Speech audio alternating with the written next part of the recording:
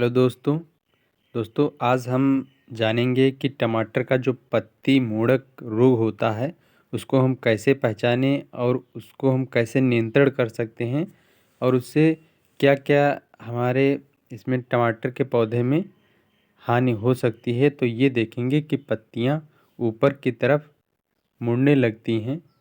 ये पत्तियाँ जितनी भी पहले वाली हैं, जो भी नीचे की हैं, वो सब सही हैं, लेकिन ऊपर वाली जो भी पत्तियाँ हैं, ये ऊपर की तरफ मुड़ जाएंगी।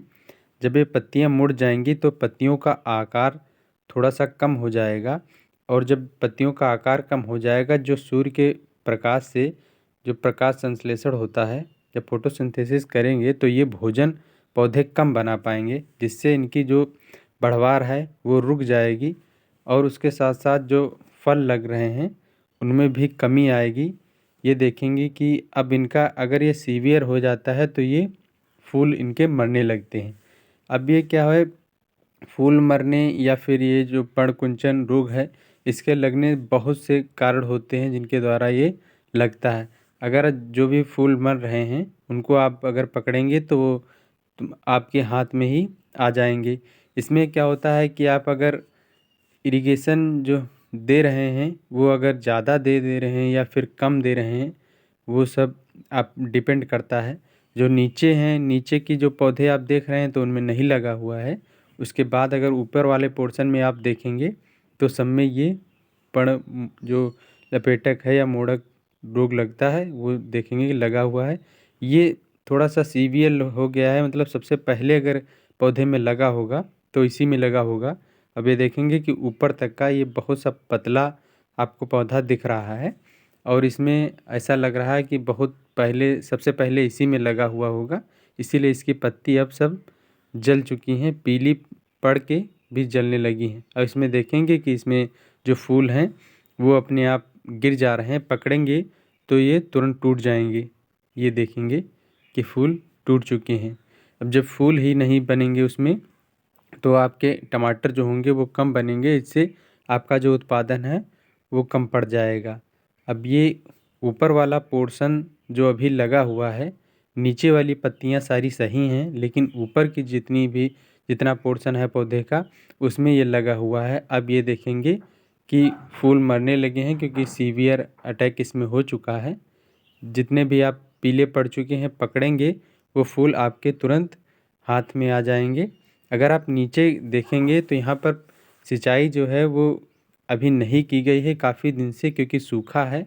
इसलिए ये जो रोग भी लगा हुआ है और जो फ्लावर इसमें टूट रहे हैं, इसमें क्योंकि सिंचाई नहीं की गई है। अब यहाँ सिंचाई करेंगे तब भी ये जो फूल गिर रहे हैं वो सही हो जाएँगे। या फिर इसके लिए क्या होता है कि एक हार्मोन होता है, ऑक्जिन हार्मोन, वो अगर आप मार्केट में देखेंगे तो उसको प्लूटो या फ्रूटोन इसके फॉर्म में आता है, या सिजेंटा का अगर सिजेंटा कंपनी का लेंगे, सिजेंटा या बायर का आता है, तो प्लानोफिक्स नाम से आता है। आप मार्केट में बीज भंडार से कहीं से आप उसको ले सकते हैं। अगर ये देखेंगे कि ऊपर वाला हर पौधे में ऊपर की जितनी भी पत्तियां हैं, ये सब मुड़ चुकी हैं। अब जब पत्ती का एरिया ही कम पड़ गया है, तो ये जो प्रकाश संश्लेषण करेंगे वो कम भोजन बनाएंगे, क्योंकि सूर्य से भोजन बनाते हैं। जब पत्ती का एरिया ही कम हो जाएगा तो ये कम भोजन बनाएंगे, जिससे इसकी जो बढ़वार है वो भी रुकेगी और जो इसमें फल लगे होंगे वो भी नहीं बढ़ेंगे, जिससे उत्पादन एकदम कम हो जाएगा। और इसमें जब ज़्यादा अटैक हो जाता है, क्योंकि जब पौधा कमज़ोर हो जाएगा तो इसके ऑटोमेटिक जो फ्लावर होंगे वो अपने आप सूखने लगेंगे। इसमें एक क्या होता है कि एक सफ़ेद मक्खी होती है जो एक पौधे से दूसरे पौधे में फैलाती रहती है। ये देखेंगे कि जब ज़्यादा हार्ड हो जाएगा तो छोटी-छोटी पत्तियाँ हो जाएँगी, मोटी-मोटी हो जाएँगी, एकदम गाँठें जैसी बन जाएँगी। वो सफ़ेद मक्खी जो रहती है एक पौधे से दूसरे फैलाएगी। वो एक वायरस डिजीज़ रहता है, वायरस रोग रहता है, तो उसी से ये हो जाता है। पर्ण-कुंचन, इसको लीफ कर्ल भी बोलते हैं। और जब ये सीवियर हो जाता है तब इसके बाद जब पौधा कमज़ोर हो जाएगा तो अपने आप मरने लगेंगे इसमें फूल भी। और बहुत सारे जब पहले येलो येलो होंगी, पीली पत्तियां होंगी, उसके बाद जल जाएंगी। अब ये देख रहे हैं ऊपर पत्तियां, ये अभी मुड़ी हुई हैं। उसके बाद कुछ टाइम बाद ये पीली हो जाएंगी। पीली होने के बाद ये एकदम से जल जाएंगी। अगर आप सबसे पहले आपको अगर जो सफ़ेद मक्खी है उसको अगर मारने के लिए कोई भी आपको इंसेक्टिसाइड डालना पड़ेगा, या एस्टाप्रीमाइड आता है, या थियोमेक्जिन आता है, लैम्बडा साइप्रमेथ्रिन आती है। आप कोई भी डाल के सबसे पहले आप सफ़ेद मक्खी को मार दीजिए।